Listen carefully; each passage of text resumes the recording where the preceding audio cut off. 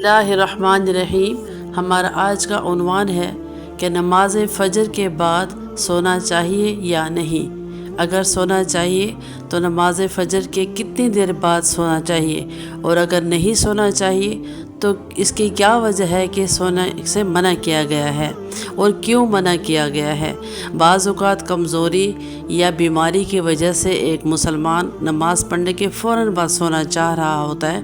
تو ہمارے قرآن و سنت کی روشنی میں ہم یہ جانتے ہیں تو اس کو کتنی دیر بعد سو جانا چاہیے، اور نہیں سونا چاہیے تو کیوں نہیں سونا چاہیے۔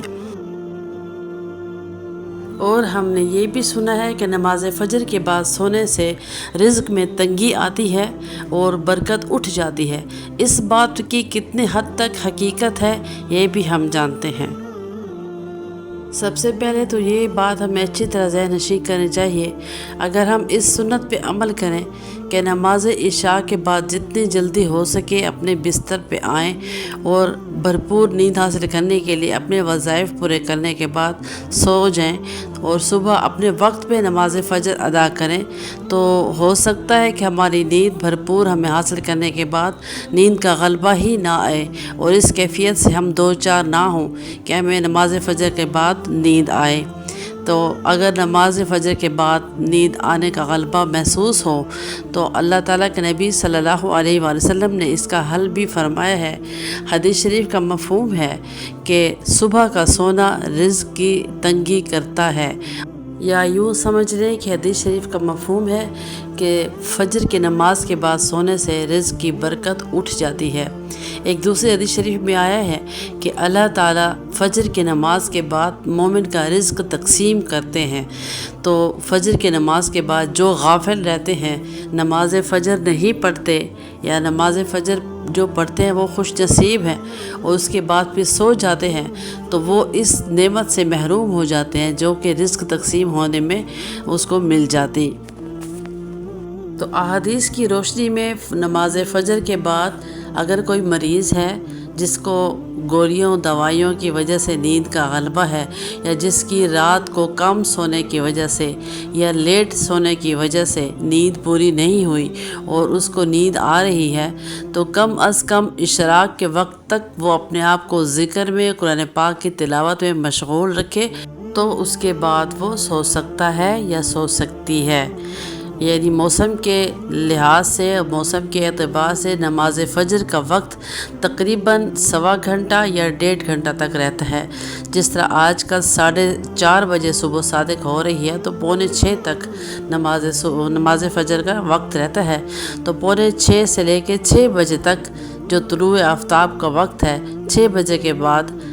سو سکتے ہیں۔ اسی طرح ہر موسم میں چاہے جو بھی موسم چل رہا ہے اور جو بھی نماز فجر کا وقت صبح صادق کا چل رہا ہے، تو صبح صادق سے لے کے اشراق کا جو وقت ہے، اپنے گھر میں نمازوں کے جو نظام الاوقات ہیں ان کو دیکھ کے اشراق کے وقت تک اپنے آپ کو جگائے رکھیں، اس وقت تک آپ نہ سوئیں، تاکہ ہمیں وہ ساری برکات حاصل ہو جائے جو نماز فجر کے بعد بٹتی ہے اور مومن کو دی جاتی ہیں۔ برکات بھی، انوارات بھی، اور فرشتوں کا جو نزول گھروں میں ہوتا ہے وہ بھی ہم اب برکات حاصل کر سکیں، رحمتیں ہم پہ نازل ہو سکیں اللہ تعالیٰ کی، اس سے اپنے آپ کو محروم نہ کریں، اور اشراق کے وقت تک اپنے آپ کو تسبیحات میں، ذکر میں، تلاوت میں مصروف رکھیں۔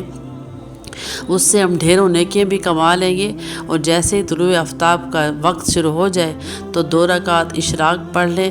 اس سے حدیث شریف میں آتا ہے کہ جو نماز فجر کے بعد اپنے آپ کو ذکر اور تلاوت میں مصروف رکھے یہاں تک کہ سورج طلوع ہو جائے اور وہ 2 رکعت نماز اشراق ادا کر لے، تو اس کو مقبول عمرہ کا ثواب ملتا ہے۔ مقبول عمرہ وہ جو اللہ تعالیٰ کے ہاں قبول ہی قبول ہو۔ تو اتنی بڑی سعادت اس تھوڑی سی گھڑی میں ہم حاصل کر لیں، اس کے بعد ہم سو جائیں تو اس پہ ہمیں کوئی بھی ایسی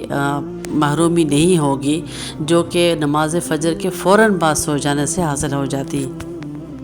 اور اللہ تعالیٰ کے نبی صلی اللہ علیہ وآلہ وسلم چونکہ رحمت للعالمین ہیں، رحمت ہی رحمت ہیں، انہوں نے ہمیں ایسی ایسی خوشخبریاں سنائی ہیں اور اپنی امت کے لیے اس برکت کے ٹائم کے لیے بہت ہی دعا فرمائی ہے۔ حدیث شریف کا مفہوم ہے کہ اللہ کے نبی صلی اللہ علیہ وآلہ وسلم نے فرمایا، اے اللہ میری امت کے لیے اس برکت والے ٹائم میں ڈھیروں برکتیں عطا فرما، اور اس وقت میں وہ جو بھی کام کریں اس میں برکت ہی برکت ہو۔ اور بہتر یہی ہے کہ اگر ہم سونا نہ چاہیں اور اپنے آپ کو اپنے کاموں میں مصروف رکھ لیں تو اس میں اللہ کے نبی صلی اللہ علیہ وسلم نے بڑی ہی برکت کی دعا فرمائی ہے۔ تو یقین جانیے صبح کے وقت میں اگر ہم ذکر اذکار سے فارغ ہو کے جو بھی کام کریں گے اس میں بڑی ہی برکتیں حاصل ہوتی ہیں، اور اللہ تعالیٰ کی خصوصی مدد آتی ہے۔ طالب علم کو اس وقت میں سبق بھی اچھی طرح یاد ہوتا ہے۔ اسی طرح مسلمان بہن بھائی جو بھی اپنا کام کرنا چاہیں، اللہ کے نبی کی دعا کا ساتھ ہوتا ہے اور اللہ تعالیٰ کی خصوصی مدد ہوتی ہے۔ تو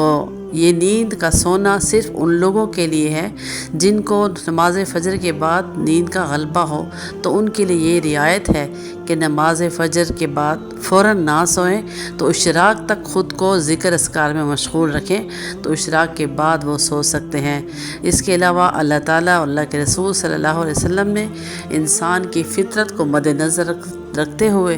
دن کے اوقات میں بھی ایک وقت ایسا ہے کہ جس کا سونا سنت بھی ہے اور اس پہ اجر بھی ہے، وہ ہے دوپہر کے کھانے کے بعد جو قیلولہ ہے، تھوڑا سا آدھا گھنٹے کا یا گھنٹے کا قیلولہ کرنا ہے۔ وہ اللہ کے نبی صلی اللہ علیہ وسلم کی سیرت مبارک سے ثابت بھی ہے